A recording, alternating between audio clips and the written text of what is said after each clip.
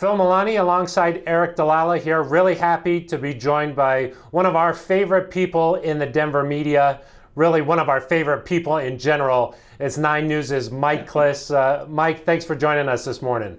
You must not be one of my Twitter commenters. Mike, I know it's early in training camp so far, but looking at the big picture with this team, what do you think are some realistic expectations this season? I'm saying go along with what the wise guys in Vegas are saying. They have the over and under at 8. So 8-8 I think is realistic.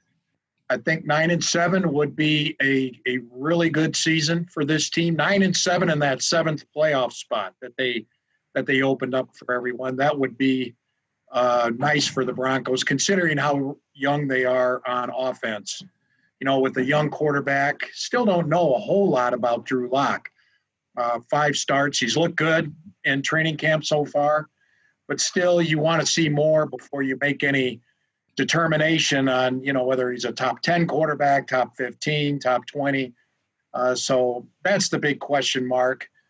Because of their youth, I wouldn't go too much further than 8-8, 9-7 as far as realistic expectations. Yeah, Mike, with Drew, him being that big question mark, what do you need to see from him to kind of say he's the guy of the future? He's going to be the quarterback in 2021, 2022, down the road for the next several years. Yeah, right now, I'll say this. I can see why John Elway and Vic Fangio are going forward with Drew Lock as their quarterback, as their franchise quarterback. I mean, I was surprised how well he played after coming off the IR last year. There was talk that, he wasn't up in the playbook. He had trouble calling plays in the huddle. And then all of a sudden he came out on game day and started dealing. I think was it the second game against Houston that he just dominated. He was looking at plays on that big Buzz Lightyear wristband, but he sure know where to go with the ball. And so far in training camp, you can tell he didn't open the playbook on July 23rd. He had been in that playbook and had been working with the receivers on their own all summer long, and it's shown so far. I mean, he's making decisive reads, and he's getting rid of the ball quick. They've already started blitzing on day 2 of training camp with the full squad. They started blitzing, and he got rid of the ball quick and went to the right guys. So, but as far as what I need to see, if he's going to be the guy in 2021, I guess you need to see what you got to at least get through the first month of the season, probably the first half of the season, before you make a proper evaluation on how good a quarterback Drew Lock is. Well, John Elway and company went out and got him plenty of weapons this offseason, including Jerry Jeudy. He's lived up to expectations for you, Mike? He dominated day 1 of camp, against the second-string secondary. Granted, it was not against, A.J. Boye, and it was not against Bryce Callahan. Speaking of guys who have looked impressive early, you didn't have Simmons and Kareem Jackson filling the gaps from the back end, but he did dominate. All you can do is, play against the guys they give you, and he dominated that second string by getting open. As soon as he planted that foot, he did separate. Jeff Driscoll had a nice first day getting him the ball. Driscoll wasn't as good on day 2, maybe because Jeudy was playing more with the first teamers.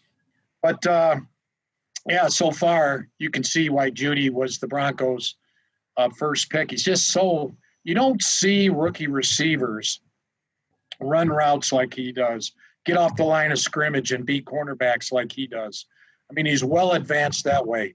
Let's hope he stays healthy because he's got a chance to be special. Like another guy who's been impressive early in training camp is Von Miller. Day 2 in particular, he was in the backfield all day. What do you expect from him this season as he tries to bounce back, and how do you think this year could determine his future in Denver? Yeah, right tackle, has been a tough spot for the Broncos the last few years. I know Vaughn is hungry. Last year he had 8 sacks. He lost Chubb early in the season. He got double teamed almost on every play, and he was frustrated. he felt he was light. He felt like right tackles, especially the bigger ones, could push him around a little bit. He really added some bulk. I think you're going to see more power rush to his game rather than just the speed, which is the adjustment you got to make when you're 31 years old. I really think Vaughn wants to have 12 to 15 sacks. He's hungry for it. He wants to be great. He feels, I know everyone's saying he's already in the Hall of Fame. He feels he needs another good year or two to get in, and I think he's going for it. He's changed his body from time to time throughout his career. We'll see how he does with the extra muscle this time, but I think with the questions about his age, the questions coming off the down year, that Vaughn is especially hungry to bounce back this year. Which veterans maybe are on the bubble that you're watching to see if they can make the roster? You look at guys like Royce Freeman, Jake Butt. Anybody else stand out to you? Yeah, those are two. I mean, Tim Patrick, I think now is probably looking at that number 5 receiver spot rather than, he was number 5 a couple of years ago, number 3 last year, got hurt. Now he's back to number 5. Troy Fumagalli, I think, is the 4th tight end, and he's looked good, by the way. I think he's made some nice catches. Deontay Spencer, he still looks good. I thought he was good last year. He was a pleasant surprise last year. I think he's one of those guys that's always going to be on the bubble. And then at the the edge rush, you're kind of looking at the newcomer Tuska, the rookie Malik Reed, who comes back being an undrafted guy. Justin Hollins, a late round pick last year, he has to step it up. So those type of Trey Marshall looks like he's solidified as the number 3 safety. They're going to need a 4th. You can look at that. Mike, we got a couple more for you here, and then we'll let you go. But, one of the reasons why we love you so much is you got a unique way of asking difficult questions, and you could tell you got this good rapport with Vic Fangio. What's your relationship like with the head coach? Well, Vic is – we're about the same age. We've got kind of the same type of I don't know. I do kind of dance around the tough questions. You're right, but there's things we're not into the what do you call it? The cute stuff. The cutesy stuff doesn't impress us. We want to get down to the nuts and bolts. I think. And I've said this during the offseason, Phil, I think Vic Fangio is a reason why the Broncos can go 9-7 this year, as much as Drew Lock. I mean, there are 2 components to a good football team. And I think New England has proven this in the last 20 years. It's the head coach and the quarterback. And I think the Broncos, after, I think they, Kubiak, it was unfortunate what happened with him, with his, the medical situation he had. But I think they got a good one in Vic Fangio. He still has something to prove. Last year they lost a lot of close games. They got to win some of those close games this year.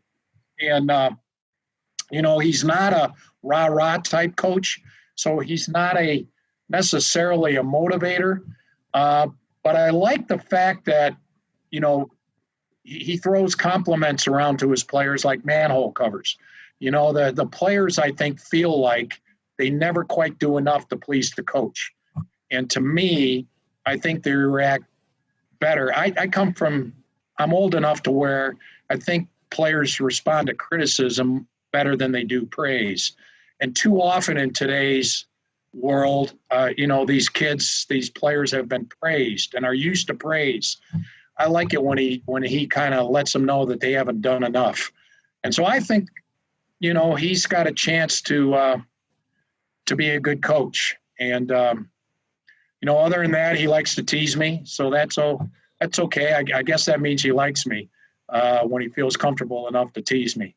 Mike, we always appreciate your time. Thank you so much. And the sage insight on what's happening with the team. We appreciate it. All right, guys. You guys do a great job. Keep it up.